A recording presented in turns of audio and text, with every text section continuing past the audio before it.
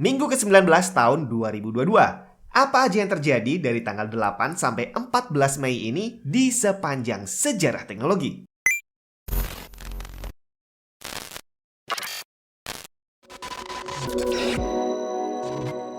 Jangan sembarangan pilih kipas kalau nggak pengen PC kamu jadi berisik atau lebih parahnya, nggak jadi tambah adem.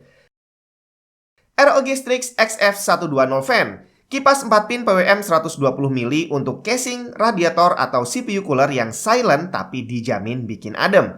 Teknologi maglev bearingnya membuat rotor kipas ini sangat stabil sehingga bisa mengurangi friction dan noise dan memperpanjang durability hingga 400.000 jam. Desain frame dan aerodynamic fan blade-nya bisa meminimalisir turbulence dan memaksimalkan airflow. Tampilannya dijamin cakep dengan polychromatic dan silver plated logo. Dan gak main-main, kipas ini punya garansi 5 tahun, bre.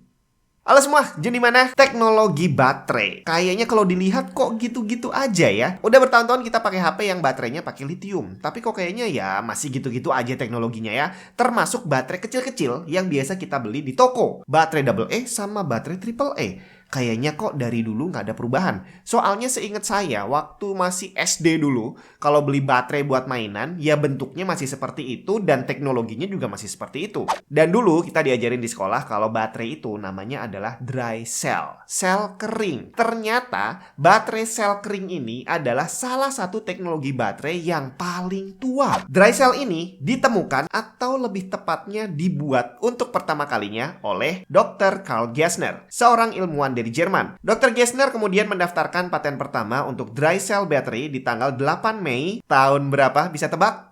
Tahun 1886.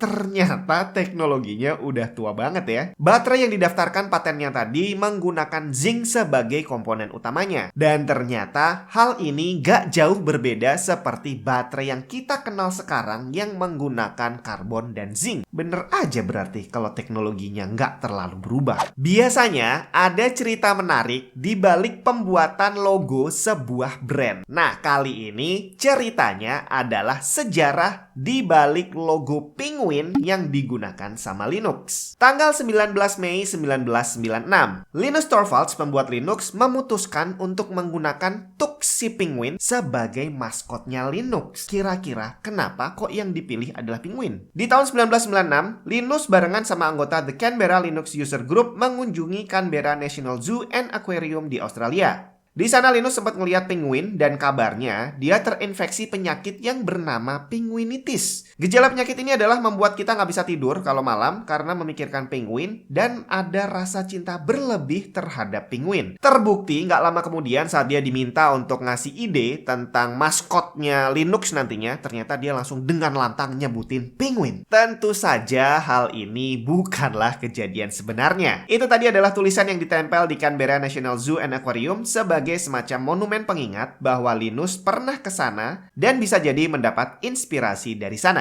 Teknologi wireless saat ini sudah nggak bisa ditinggalkan. Dikit-dikit connect wifi, dikit-dikit pakai mouse wireless, pakai keyboard wireless. Walaupun pada prakteknya teknologi kabel masih belum bisa ditinggalkan. Contohnya jaringan komputer menggunakan kabel lebih stabil dibandingkan menggunakan wifi. Termasuk sinyal mouse dan keyboard wireless itu ternyata juga sering mengalami gangguan dan tidak akan se-flawless koneksi yang menggunakan kabel. Nah, tapi kira-kira tahu nggak sih dari sejak kapan teknologi wireless ini diciptakan? Karena seingat saya tahun 2000-an itu belum umum kita menggunakan teknologi wifi. Bahkan pakai handphone aja masih bukan untuk semua orang. Tapi jangan salah, ternyata teknologi wireless itu sudah ada jauh sebelum kakek dan nenek kita lahir. Tanggal 10 Mei 1894, Guglielmo Marconi melahirkan teknologi wireless pertama saat dia dengan sukses mengirim gelombang radio sejauh 3/4 mil. 3 tahun kemudian, perusahaan yang didirikannya, Marconi Company, berhasil membuat komunikasi antara kapal dan darat berjarak 12 mil menggunakan radio. Penemuan Marconi ini berhasil membuat radio diproduksi massal dan akhirnya dikomersilkan sehingga bisa berkembang menjadi teknologi wireless yang kita kenal sekarang ini. Tanggal 11 Mei 1997, teknologi AI pertama yang bisa mengalahkan manusia udah berhasil dibuat. Komputer buatan IBM, Deep Blue, berhasil mengalahkan juara dunia catur saat itu, Garry Kasparov. Sebelumnya, Kasparov sempat sesumbar bahwa komputer nggak akan mungkin bisa mengalahkan manusia. Dan nggak cuma itu, Kasparov bahkan bertaruh untuk statementnya tadi. Dan akhirnya IBM menjawab tantangan Kasparov dan berhasil membuat superkomputer yang akhirnya berhasil mengalahkan Kasparov. Setelah kekalahan ini, Kasparov menuduh IBM membuat Deep Blue itu khusus untuk bisa ngalahin dia doang. Sebenarnya tuduhannya sih nggak salah, karena Deep Blue itu diprogram untuk memainkan catur.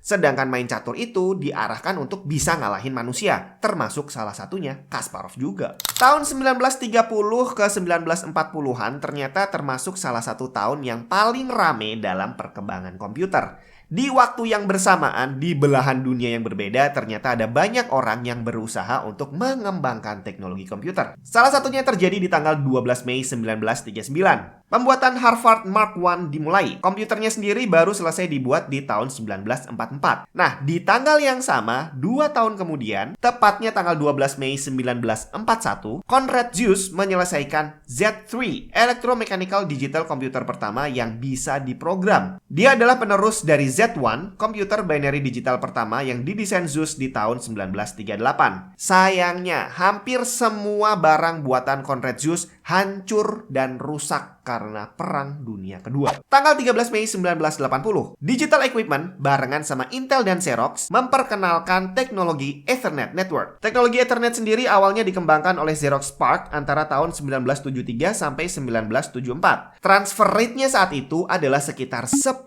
megabit per second. Dan di tahun 2022 ini, teknologi Ethernet sudah ada yang mencapai 10 gigabit per second. Tapi ternyata itu belum untuk semua orang. Pabrikan motherboard terbaru paling gede ngasih LAN itu adalah 2,5 gigabit per second. Rata-rata masih ngasih 1 gigabit per second. Dan untuk user rumahan sendiri, paling banyak masih menggunakan device dengan kecepatan 100 megabit per second. Jadi walaupun teknologinya sudah sangat jauh berkembang, tapi pada prakteknya yang dipakai orang masih belum terlalu canggih. Masih dari tanggal 13 Mei, kali ini dari tahun 1991. System 7 OS dirilis. Mungkin banyak yang nggak kenal. System 7 ini adalah OS untuk Macintosh dan merupakan major upgrade dari sistem macOS sebelumnya. Salah satu fitur andalannya saat itu adalah Alias yang nantinya ditiru oleh Microsoft dan diganti nama menjadi Shortcut di Windows 95. Produsen CPU komputer terbesar saat ini adalah Intel dan juga AMD. Udah bertahun-tahun berjalan seperti itu dan sepertinya belum ada satu perusahaan yang benar-benar bisa mendobrak menjadi pesaing baru. Tapi jangan salah, di tahun 1992, tepatnya tanggal 14 Mei,